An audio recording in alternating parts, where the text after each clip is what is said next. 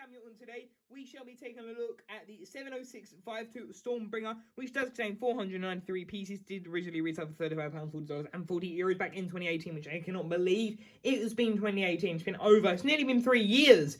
Like, how has it been that long? I don't understand it. Time is going so fast, but honestly, this is such a good dragon, and I don't know what it is, like, I don't know. It's something about this dragon. I think this is probably one of the better looking dragons. I think it's due to just the cleaner aesthetic of it. It's just like looking more rounded off. But yeah, if you do go on to enjoy this video, remember to leave a like, a comment, and a subscribe. But without further ado, let's take a look at the minifigures and the build itself. Here you can see we have Jay and Zane in their hunted attires, with my phone is on 2%. So let's get through this, and if there's any awkward random cuts, that's due to that reason. That I'm really going to try. Hopefully that limit me to talking too much.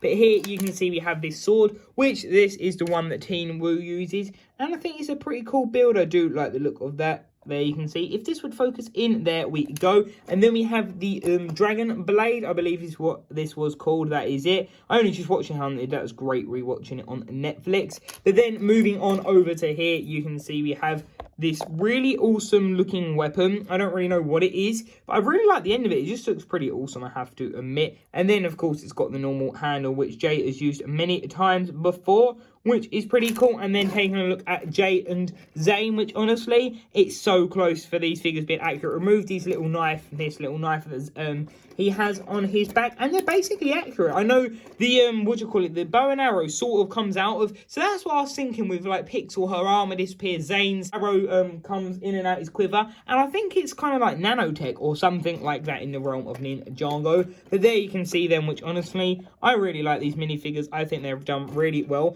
and removing all of their like elements so you can actually see what they look like. There you can see Jay's face, where he doesn't look like that happy, and that of course is his face from the Ninjago movie. And Zane's, you can see, is basically just his new one that he got after the remake, which I think is pretty awesome. And there you can see Zane, which honestly, I really like the fact that they've kept some of like the damage marks in the corner of Zane's face, which is really awesome. There you can see Zane, and there you can see Jay, which honestly is such a cool minifigure. I really like the look of that. Yeah, you can see what he looks like, which is really awesome. And there you can see what Zane looks like. So yeah, these are really awesome minifigures. There you can see Jay's face printing, and then here you can see their back printing, which I can't wait to get the new hairpiece so I can add it on my Zane that I've been waiting for a while to get the hairpiece. But there you can see Jay, which is really awesome. So yeah, that is Jay and Zane, which are really incredible. Now I'm going to go and eat lunch, put my phone on charge, and I'll be back in a couple seconds with the next figures for you guys at least. Then here you can see a Daddy No Legs and Muzzle, which I believe isn't Muzzle the other character Brent Miller played, I believe, because I remember watching one of the videos and he said, I do believe so. But yeah, here you can see how they look like Daddy No Legs in the next clip that I have recorded. I will show you him with his other legs. But anyway, this is what he looks like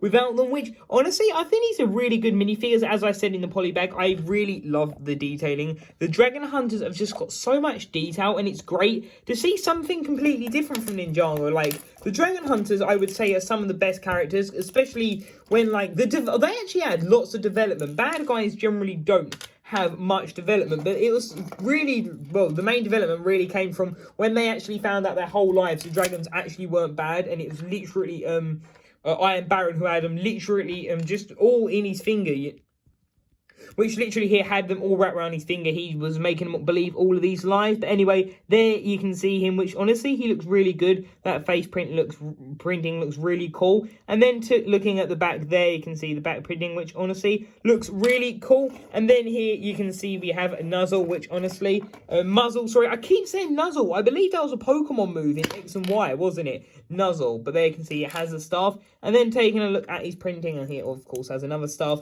which that is actually which is really cool. And having a look at his printing, you can see it has that exclusively new hood piece, which would be interesting to see when if they ever do hunted legacy sets, which I hope they don't. Would they do that, or they do a new piece or anything like that? I guess they would mostly use this old piece. But there you can see him. Honestly, wow, the printing actually looks a lot better when I actually show you him holding it. But yeah, I think he looks a really awesome minifigure. And yes, I finally am caught up with all the footage I needed for this video. Awesome. You can see a Daddy no legs, which honestly is of course a joke on Daddy long legs, because sadly this guy has no legs. We never exactly found out why. Most probably something to do with Iron Baron making him chase a dragon or something like that. But yeah, there you can see what he looks like, which honestly, I really like his build. I think it just looks really cool. Technically, there is another version in a magazine, which, like, only one tile was different, but it makes him a different character, which is annoying. Here, you can see his, like, little harpoon device, which you do see him use. And this is the accurate sword for Kai in the season, and the most accurate you can get that I have found currently. And there you can see the body printing and his head, which you would have seen a close-up in the minifigure section when... yeah, then here you can see the back, which is pretty cool. And the underside of that, yeah, that is Daddy No Legs' little build, which I think is pretty awesome. I do like, yeah, I do like this build. I think it's pretty well done. And yeah, that is Daddy No Legs. And also, I completely just forgot, there is also that printed element. I merely said stickered, it is printed. And there is that. So thankfully, that is not stickered. But there is Daddy No Legs with, sadly, no legs. So taking a look at Stormbringer itself, here you can see it is quite a big dragon. Looking at it in comparison to my hand, it's quite a big dragon. That I really like that when they do this, because this is always reminds me of the Moro Dragon, which is one of the best Ninjago dragons, and I really want to review that set now that I'm talking about it. But honestly, that is just such an interesting take on the dragons, which just gives them a more of a natural look. And like I've said, this wave of dragons honestly was incredible. But so starting off with the actual head of the dragon, here you can see what it looks like, which it has all of these spikes, which look really cool. Then you've got this like mustard yellow. It was kind of the primary yellow color on this, not the bright yellow, not the the pale yellow, just kind of a, I don't know, mustard yellow, I guess is the way to call it. But then here you can see the inside of the mouth, which does open and shut. And they also did actually complete, like, the bottom of the head. I will show you that when I show you the bottom of the dragon, but they actually completed it, which is really nice. And here you can see we have this, I think it was a 2x4, I believe, or a 2x3, or actually just a printed eye, which I loved it when they actually started doing that, because it just adds so much more detail and depth, as considering when it like recedes into the head. It just, one of those, I think it's definitely a standing point for dragons, when they started just looking so, I don't know, just they started looking just proper, like, animated, if that makes sense, like more detailed and stuff like that. Then taking a look at the back of his head, that's where we got a bit of a problem. It's just open. It's a bit of an eyesore, honestly. It's like, I don't know, it's kind of like they had like the rounded off of the head and they just decided to cut it all out or something like that. But what your idea is that you can't shoot them when they're like that, but you can shoot them like that. And yeah, you know, I don't generally shoot those, but the idea is, you know how they come out. They just come firing out. Just imagine that without my finger and me pushing it, it just comes speeding out, and you most probably would lose it. So that is why I never recommend using them. But yeah, that is that feature, which I think honestly looks really cool. Like, it just looks really cool, this area. There you can see what that side looks like. And then this side you can see the chains that are on there, which I will explain it in a minute, which that isn't accurate. Me a while ago definitely would have removed them, but me now, I won't ever remove them. But here you can see this side of the dragon, which I think honestly, the detail is great. It's lovely the way they've done that. Like, I don't know, just this dragon, just to me, is one of the aesthetically one. It's one that I don't remember instantly. And just every time I look at it, I go, wow, that is such a great looking dragon. But here you can see the part do run all the way down its back, and then to the legs and to the tail area, which I think is pretty cool. And this dragon really doesn't have too much functionality, but that never bothers me. Here you can see this feature, which is practically just shoved into every dragon set, which that is the idea, is it can whip with the tail and you can knock things over. You can see that I've literally just wrecked the stand in the back there, but then here you can see this leg, which I will show a different angle of, a lower down one. But then here you can see the tail, which I like the look of that. I think it's done pretty well.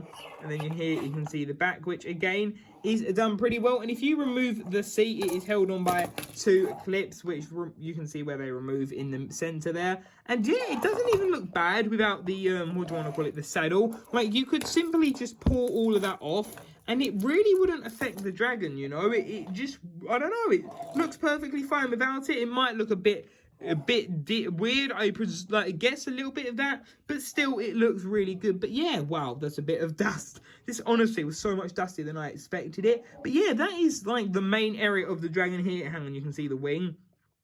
which I think the wings look pretty awesome. I have to admit, I do like the look of them. And then here you can see the legs. So this is the first one at the front right, which looks pretty cool. I like the spike parts, that adds cool like detailing to it, and just the detailing and texture on this dragon just looks just really outstanding. It's just really outstanding in this set, and it's also blue, which is my favorite color, so that may have an indication to it. But I tried to leave that out really of my preference. I haven't even thought about that until I thought about it. But then anyway, here you can see what it looks like, which I think is pretty awesome. And there are just a couple other shots of the side of the dragon, and then taking a look at the tail. There you can see what it looks like, which is pretty awesome. And yeah, honestly, I think this dragon is just such a well done dragon. And there you can see the underside, which looks pretty cool. You can see we have all like the mustard yellow running all the way practically through the set. Would have been cool if they had redone that in mustard yellow just to blend in, but we know they wouldn't. They got the reverse tile. And yeah, honestly, this set is just done so well. So yeah, that is what the dragon looks like. So here you can see the little shrine build, which the thing I like about these is I see these as like the first realm builds. We get some natural terrain from the first realm and a little man-made structure, which is pretty cool. But here you can see we have that, which I believe, is that introduced in Minecraft as one of the desert pieces, I believe, in like the village.